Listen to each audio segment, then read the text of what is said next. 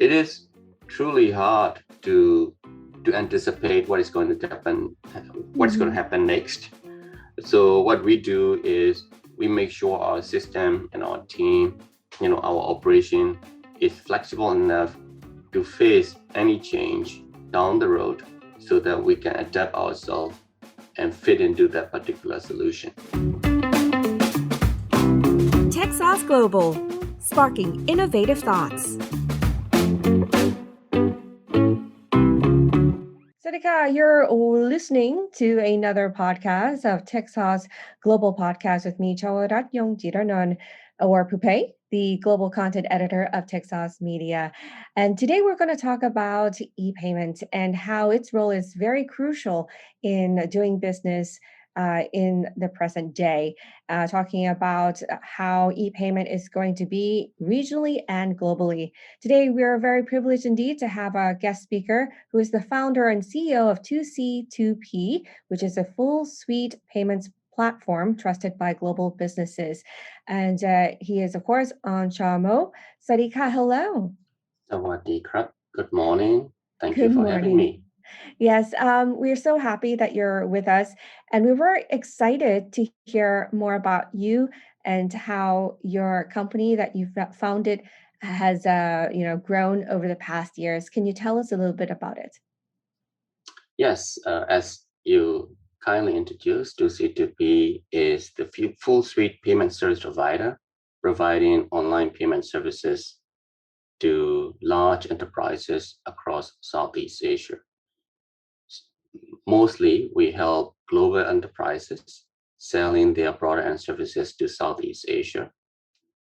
And also, we help large enterprises from Southeast Asia to sell their products and services globally. We started this company nearly 20 years ago in 2003, and now we operate in 11 markets with about 500 employees worldwide. Well, that period of time has definitely been a one of change, many changes that we've seen in how we live and how we consume goods. When you compare the payment scene in 2003 to what we're seeing now in the global e-payment market, I know it's a big question, but what have you seen has been the biggest changes so far? Well, underlying desire of the customer trying to transact and trade remains unchanged. But of course, the way customer purchase online has changed. And I believe it will continue to change. Payment is, although it's only one word, it has its own complexity beneath it. And it has been evolving since I started jumping into payment industry in 2003. I personally have a chance to see many different changes. In the early days, we talk about one-time password every time you transact with your credit card. And I observe customer not wanting to enter their credit card information at the page because worry about security, worry about someone stealing their data. Mm-hmm. And that worry remains unchanged, but things has evolved. Now we are looking at much more payment options than we can ever imagine. At that time, we thought that Visa and MasterCard, like credit card, will be the way to go in the future. We always thought that in 10 years' time, which is counting from 2003, we think that Visa and MasterCard will be the primary means of making payment. No experts in the payment industry has anticipated technology like blockchain or technology like prompt pay, national switches, and local switches. Things have changed dramatically today. Yes, we do have Visa and MasterCard as a payment options, but we also have mobile wallets, mobile banking, prompt pay, or SGQR-like service evolving. In some countries like India, they even have their own domestic payment network called RuPay, which is now the main driving force of the India digital economy. I believe we are just getting started, in fact, in Southeast Asia. and we will see a lot more change moving forward in the future. I know it's interesting that when you're in the future, like comparing what you saw the market in the past to now, it's really funny how perhaps maybe we couldn't really anticipate how things would change. As you said, Mastercard, Visa card was probably something that everyone thought, yeah, that's the way that things are going to go. And it's interesting to see that what you mentioned is that at the beginning everyone was very hesitant about paying for something online, to now with a pandemic everyone is okay. It doesn't even take, you're in your bed, you're going to sleep, and basically you're okay with paying for a simple pair of socks or whatever online, through whatever way of payment. So with that said, I just wanted to have a follow-up question to that. I mean, do you think then perhaps if you are in that industry, in your sector, you have to anticipate for something that perhaps people might not think of in the future, as you mentioned, blockchain? And do you think the way that you strategize has changed? Well, I mean, it will be very hard for anyone to anticipate what is going to happen next. Of course, we all can dream up certain solution and anticipate the change. But I am personally, I'm not smart enough to anticipate that. So what we do with our company, at least for me, so long as I'm in charge of the company, we react very quickly. Mm. If we see the change and movement of a particular industry directions, we make sure our product and services adapt to that change very quickly and react to it. And so far, we have been doing that consistently for the past 15 years or so. And that is the reason we can keep our existing customers and also we can get new customers. It is truly hard to anticipate what is going to happen, what's going to Mhm. happen next. So what we do is we make sure our system and our team, our operation is flexible enough to face any change down the road so that we can adapt ourselves and fit into that particular solution. So for instance, COVID-19 has proven our ability to change very quickly. So before COVID-19 started, we served 26 airlines. And the day COVID-19 hit, we don't see any more traffic from the airline industry Mhm. because we can no longer fly around. And our team successfully shift our focus into the e-commerce industry. And down the road, 1 year later, Thai government started to implement incentive program such as Rautil or Kolaking. And for these uh, program, we can quickly adapt our solution and technology so that we are one of the first payment service provider in Thailand to help much needed support for the local businesses. So we help together with Thai government, together with Krung Thai Bank, we can serve these mid-sized hotel, which are hit heavily by the COVID-19 wave with these new promotion. And these two COVID-19 incident truly showcase our ability to adapt and adjust based on the market need. I think that's really interesting in what you mentioned in terms of that keyword flexibility. A lot of companies that I've talked to, if you've been listening, for our listeners who are listening now with me on our talks here, it's really interesting to see that, yeah, it's, of course, you can't anticipate the future for what it brings, but definitely you need to be able to be flexible enough to counter it.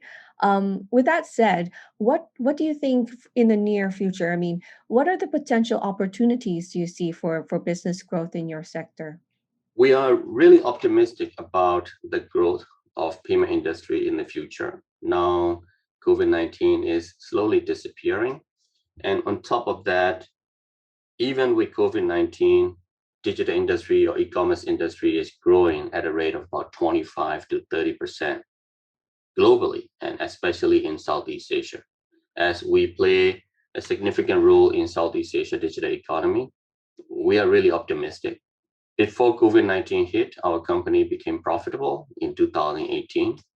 Throughout COVID-19, we continued to be profitable, and we think that we will continue to be profitable moving forward.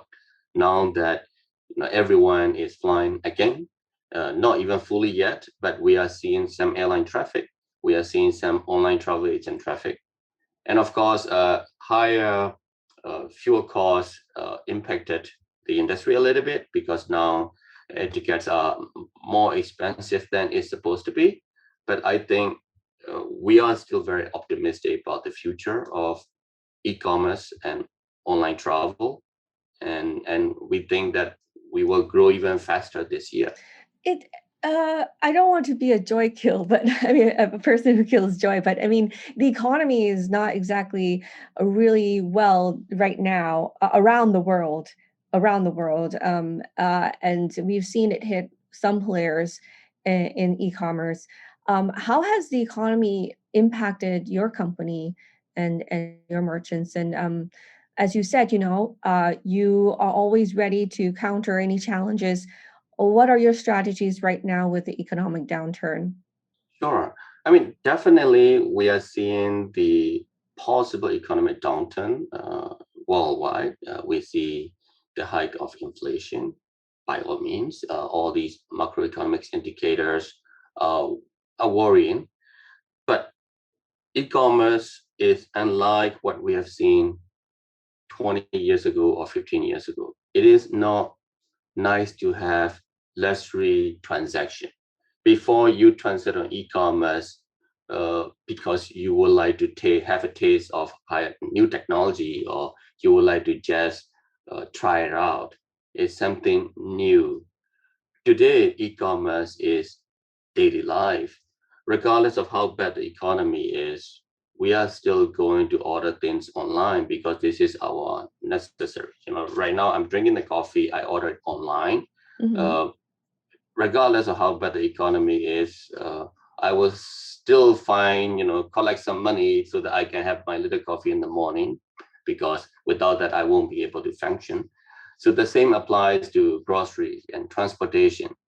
Yes, people may travel a little bit less because of the higher price or economic downturn, but they will still like to enjoy the freedom of traveling once again.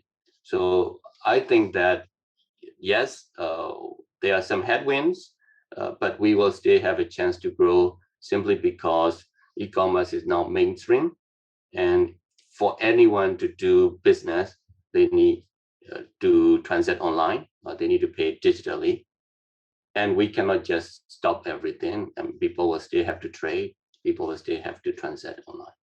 Yeah, I mean, I definitely think that we're not living in the world that we lived before COVID-19, and not to say it was a necessarily 100% good thing to have COVID-19, but one of the things at least we can thank that period of time for is that we are all now pushed into the e-commerce realm. You can't really come out from that now. Everyone's used to using it, and it is going to be with us. It's the mainstream, as you said.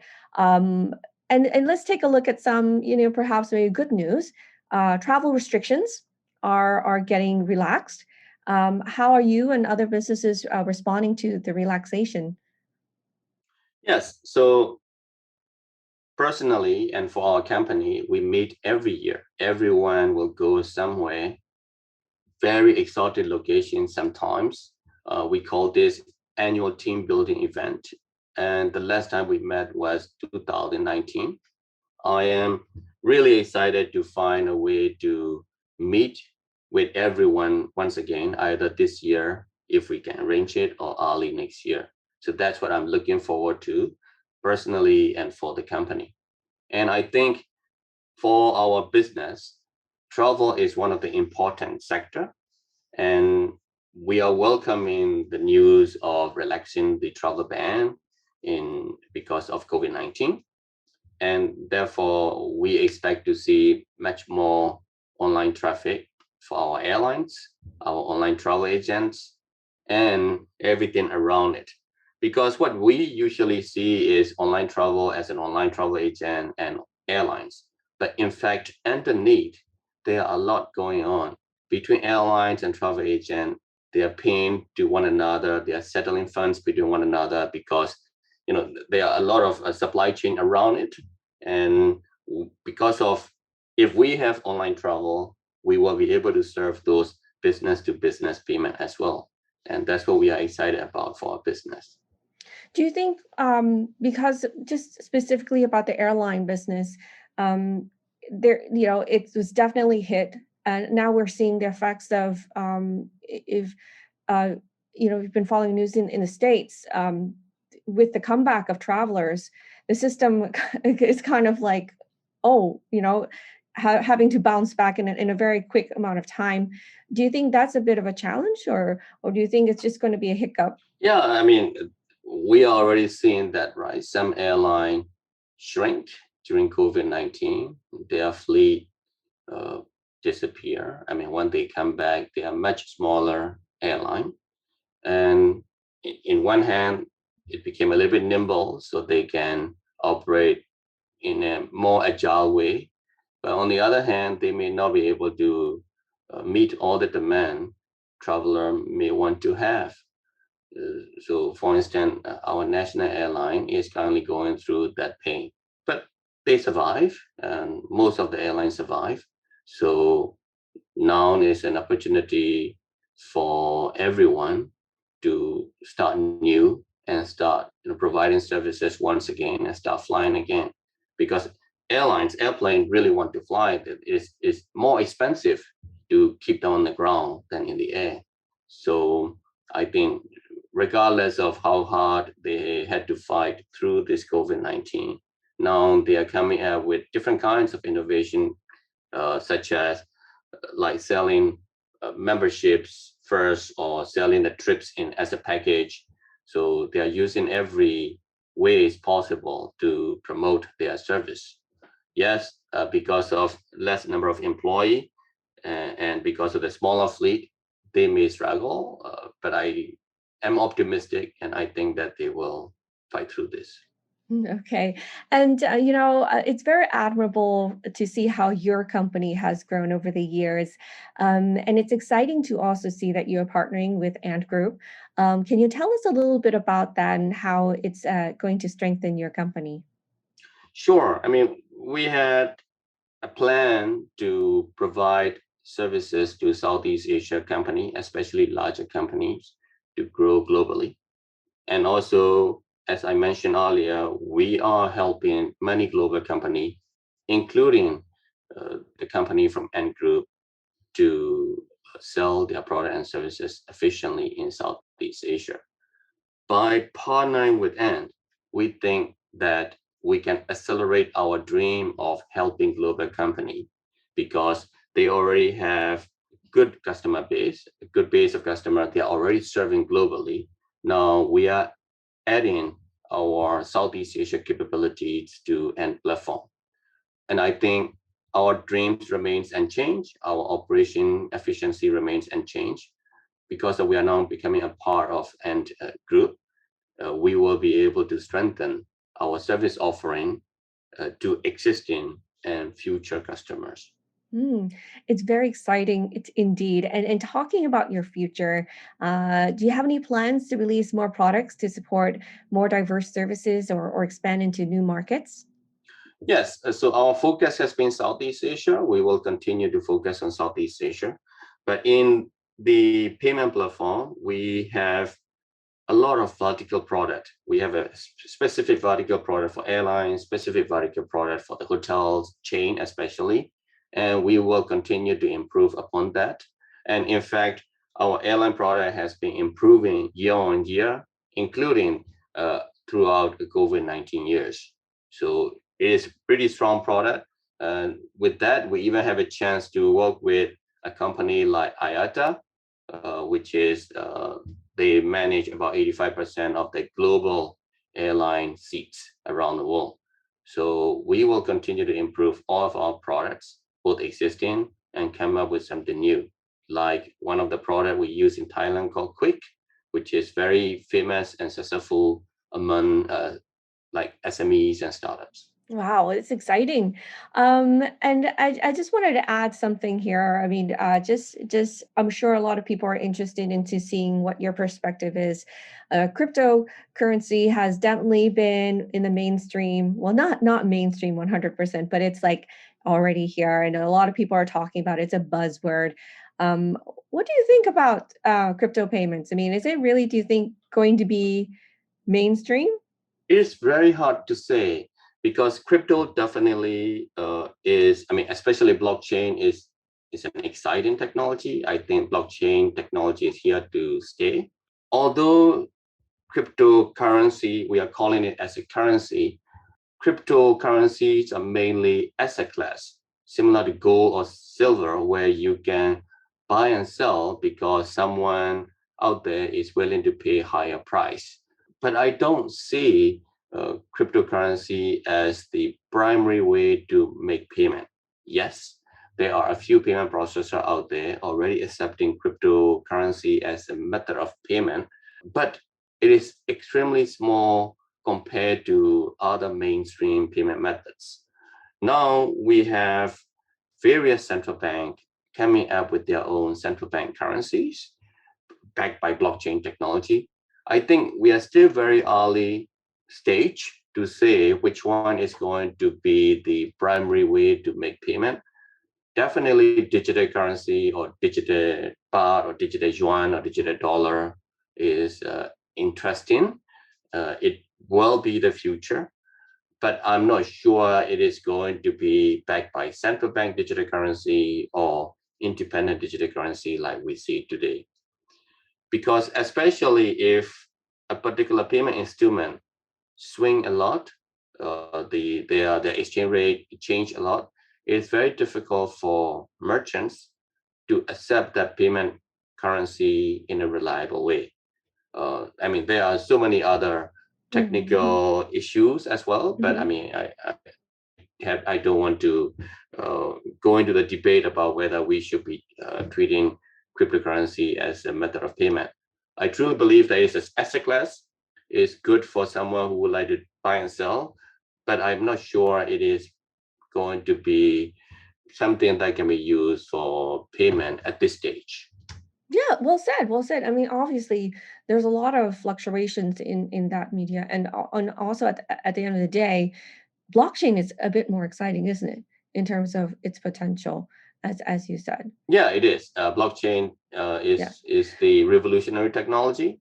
Whether it can be used in payment or not is another story, but blockchain can be applied in multiple industries. Yes, payment is one of them. Okay. It's so exciting to meet you. And unfortunately, of course, we can't meet face to face. Hopefully, we can see more from you with Techsauce. But before we go away, can you give us a little bit of, the key takeaways that you want our listeners to get from today's talk? Me personally, I'm very happy to hear your honest and very clear explanations as to the key ways that you can scale up and to grow and to survive. And for me, I think what I took from your talk was that being flexible is very important, and being aware of your surroundings and the potential of how your company can expand.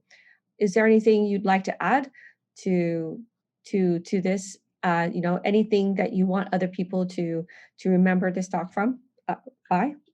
You sum it up it very nicely. Thank you so much. In fact, all I can say is that digital payment is here to stay, and digital payment is no longer something you cannot ignore.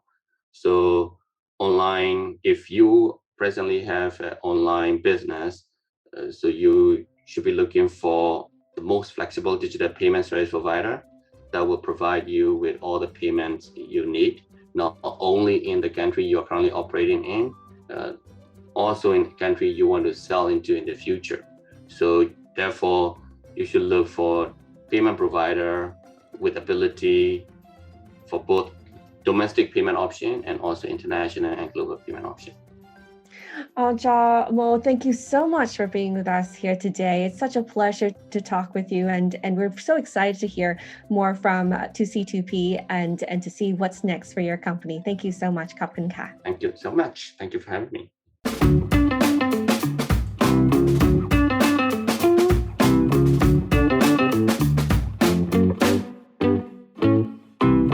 Techsauce, sparking innovative thoughts.